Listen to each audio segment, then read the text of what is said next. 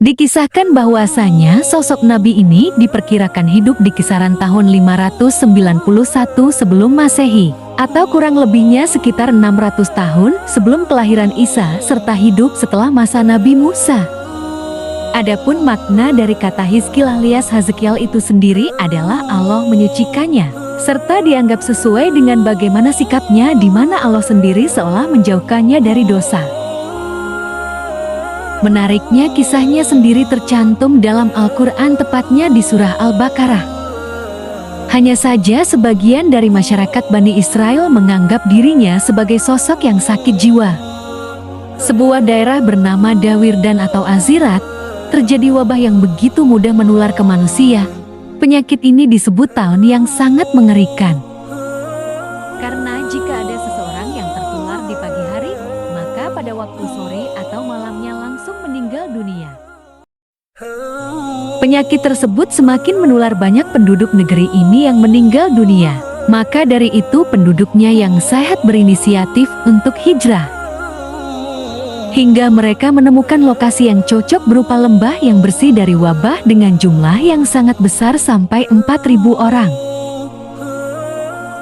Ketika itu masyarakat yang berhasil hijrah alias berpindah ke lembah mulai membangun peradaban baru.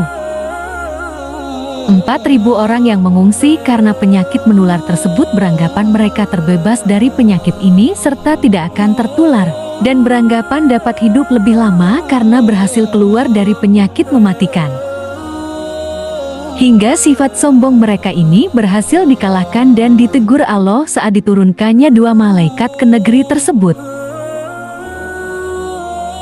2 malaikat ini berteriak, suaranya itu dianggap menggelegar, hingga mampu memekakan telinga, membuat semua masyarakat yang ada di lembah ini meninggal dunia. Waktu berlalu, tak ada yang tahu mengenai negeri tersebut. Mayat-mayat penduduknya terkubur sendirinya. Mereka membusuk dan tersisa belulang saja. Tulang satu dengan tulang lain pun tercerai-berai. Hingga kemudian, dengan takdir Allah, seorang nabi melewati bekas negeri tersebut. Ia bukanlah salah satu dari 25 nabi yang dikenal. Namun sang nabi merupakan salah satu manusia pilihan Allah. Sebagian pendapat, nama nabi tersebut ialah Hizkil. Nabi Hizkil tengah memikirkan bagaimana cara Allah membangkitkan orang-orang mati kelak di hari akhir. Ia sangat penasaran dengan keajaiban tersebut. Nabi Hizkil pun kemudian berdoa agar Allah menunjukkannya, yakni menunjukkan kebangkitan manusia dari alam kubur yang tak lagi tersisa kecuali tulang yang telah membusuk. Allah kemudian membangkitkan kembali warga Dawirdan yang telah musnah. Tulang belulang mereka yang tercerai-berai disatukan kembali dengan sempurna.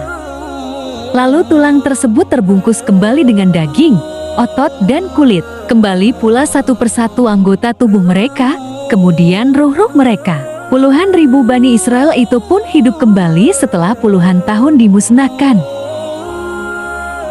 Nabi Hizkil menyaksikan peristiwa luar biasa itu dengan kedua matanya.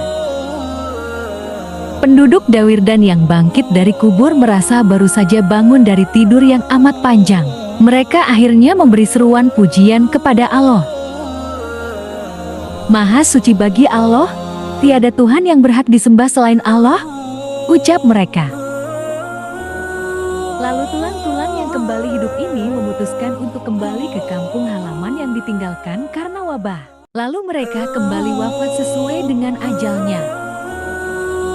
Dari kisah tersebut banyak hikmah yang bisa dipetik, di antaranya tentang sikap bergantung hanya kepada Allah Subhanahu wa Ta'ala.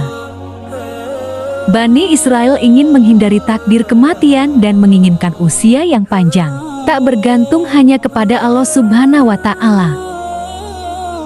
Mereka pun berpendapat bahwa pergi merupakan cara yang tepat menghindari wabah. Namun siapa sangka yang mereka lakukan justru mendekatkan diri kepada kematian.